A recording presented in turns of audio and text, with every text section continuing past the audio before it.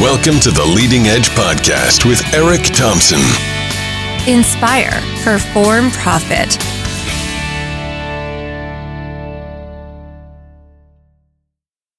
Hey, what's going on, everybody? Thank you so much for tuning in. This is episode number 13, lucky episode number 13. I must say, I appreciate you joining. And episode number 13 is going to be all about communication. I'll tell you that this is a build-up toward the best definition of communication I have ever heard. So we'll kind of talk about communication, and then I'm going to give you the very best definition of communication I've ever heard in my whole life.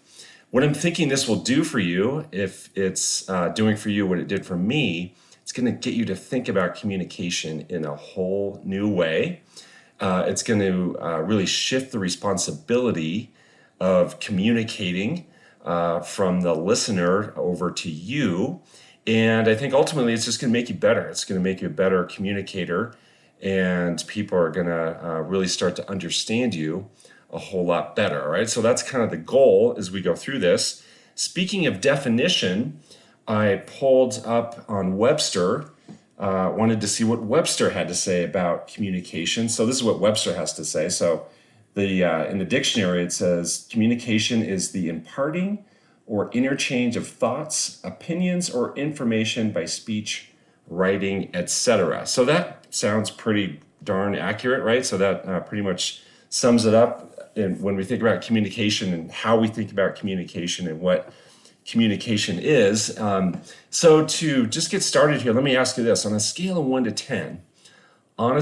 10, how important is communication to you? How important to you is it? How important is it in your life? Scale of 1 to 10, well, that's an easy question, right? I'm sure you're thinking it's a 9 or a 10, right? Communication is huge in your life.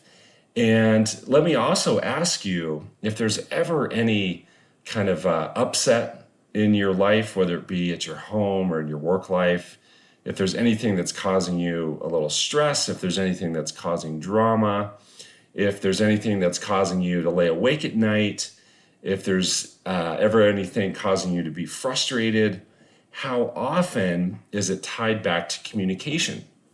I would suppose it's like all the time, right?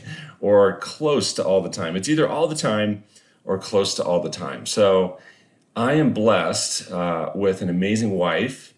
And one great thing about our marriage is that we hardly ever fight. It's hardly ever. It is a rare thing where we fight or disagree or, have some kind of upset between the two of us, between Julie and I. But I'll tell you, if we ever do, it's pretty much always tied to communication. And I must say, it's pretty much always tied to me. I hate to admit this. I think Julie's going to listen. Hopefully she doesn't, but I hate to admit that I'm usually the cause of this. And what normally happens, it's some form of, Eric, you never told me that, right? So, I have some work event or some function I have to go to, or something I have to attend, or something I want to do, or I've committed to some obligation, and I forget to tell her. So she says, hey, tomorrow night I'd like to, or next week I want to get together with so-and-so, or I think we should take the kids to whatever. And then I say, oh my gosh, I forgot to tell you that. Right. So that can cause some upset, as you can imagine. So it's that undelivered communication that causes upset between us, if there ever is upset. And then how about at work? So I would imagine for you in your work life, if there's ever anything that's causing you upset, anything that's causing a little stress, it's probably communication. And that's certainly true for me. Certainly true for me and the companies that I run, the organizations that I'm in. If there's anything that's causing stress or drama or kind of upset, it's almost always communication. So it's an undelivered communication. It's a misunderstood communication. It's how the communication was delivered, right? It's just so often about communication, obviously. All right, so let me ask you this. How often have you said or thought these following things? All right, I'm going to kind of list off a few things here. I want you to think about how often have you said or thought these things? How about, gosh, did they not read my email? I mean, come on, did they not read my email? Or, how often have you said that? Where you send the email and then they misinterpret it, or they don't open it, don't read it, don't read the whole thing, and then you find yourself saying or thinking, gosh, did they not read my email? How about this one? Didn't they hear what I said? Didn't they hear what I said? How often are we saying that? Where we feel like we were really clear and they just didn't get it, and then it's coming back in this whole different way, like, whoa, didn't they hear what I said? How about this one? Were they not paying attention when we went over that? I thought that we went over that. Were they not paying attention? How often do we find ourselves saying that? Haven't we gone over this before? So those kinds of things are super unhealthy to be swirling around in our brain, right? And they cause us a lot of stress, anxiety. We get mad about those things. It's super frustrating.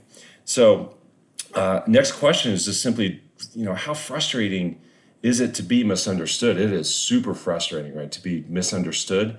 Stephen Covey, the famous author, the late Stephen Covey, who wrote The 7 Habits of Highly Effective People.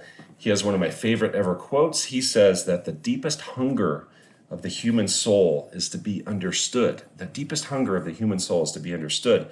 So when we feel misunderstood, it is just super frustrating, causes lots of stress, really bums us out when we feel misunderstood, all right? So let's get to it then. So here's the thing. Here is the best definition of communication I've ever heard.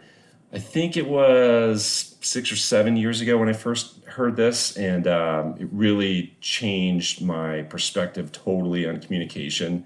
I wonder what it's going to do for you. So here's the thing. The best definition of communication that I've ever heard is this: communication is the response that you get. Communication is the response that you get. How about that? How about that for a definition? So meaning that 100% of the responsibility of communication is on the sender, not the receiver. Now, this is a powerful definition. This also can be a little uncomfortable, right? This made me kind of twitch in my chair when I first heard this definition, because I kind of didn't like it. I kind of didn't want to have 100% of the responsibility. But you know what? It makes all the sense in the world. Communication is the response that you get. We are, as the sender, we are 100% responsible for the communication. So if I find myself saying, gosh, didn't they read the email? Then I really need to challenge myself back to say, well, why the heck did I use email to communicate something super important? Email is pretty much the worst form of communication ever invented, right? When the research shows only 16% of emails get opened, and you cannot express any kind of tonality or feeling or emotion inside of an email. Email is incredibly ineffective. So why in the world would I use email to communicate something really important? If I find myself saying, gosh, didn't they hear what I said? Well, it's on me to make sure that they heard what I said. To make sure it's on me to maybe have them repeat back what I said. Just say something like, hey, just to make sure you're hearing this right, just to make sure I'm communicating this right. Can you kind of repeat back what you're hearing? I want to hear this from your perspective, right? So if I find myself saying, didn't they hear what I said? Did I confirm that they heard what I said? How about when I find myself saying, were they not paying attention when we went over that? Well, whose responsibility is that to get their attention? It's my responsibility to get their attention. How about with my kids? If I'm not having their attention, whose responsibility is that? If they'd rather be on their phone playing their game, if that's more interesting to them than me, whose fault is that? That's my fault. So I think a good example in my work life is our weekly sales meeting. So our company does a weekly sales meeting, Usually I'm kind of the host, the MC of that almost every time. And I got to say that our sales meeting is pretty darn good. I know I'm biased, but I got to say it's pretty good. But every once in a while it falls flat. It's not that often, but every once in a while it does fall flat. People aren't as engaged as they could be, should be. And I always leave those meetings say, all right, that's totally on me. What can I do? How can I be better to grab their attention, to really hold them, to really engage them? That is totally on me. So the thing is, if something is a really big deal to you, you need to make it a big deal to them, right? So if something's a big deal to you, you need to make it a big deal to them. It is totally on you to get people to hear you. It's your responsibility to be understood. All right, that's the big takeaway here. It is totally your responsibility to be understood. And remember that people learn in one of three ways. Okay, so there's three ways that people learn. People learn visually by seeing things, of course. They learn auditorily. That's a hard word to say. All that means is they learn by hearing things. And people learn also kinesthetically, meaning by touching things and feeling things and holding things. And different people learn things in different ways. I happen to be a kinesthetic learner. The worst way for me to learn is auditorially. It's kind of ironic that I do a podcast. But some people, for instance, would much rather listen to a book than read a book. Some people are totally fine with ebooks and just seeing it on a screen. Some people like me like to hold the book and flip the pages. I like to hold the flyer. And so you need to communicate in all three ways when something is really important. If there's something you want to get across, if there's something that you want to explain, something you want to clarify, something that you want to promote, something that you want people to be excited about, you must communicate in all three ways. So oftentimes in our company, if there's something we want folks to be jazzed up about and get excited about, they're going to hear us talk about it. They're going to see it up on a screen, for instance, in the sales meeting, and they're also going to be holding something in their hand that relates to that too. And also they're going to hear it over and over again. And I may also use email, but emails just to kind of reinforce what was already talked about. So you never want to rely on just one mode of communication. You always want to remember that people learn in three ways. So you want to use all three.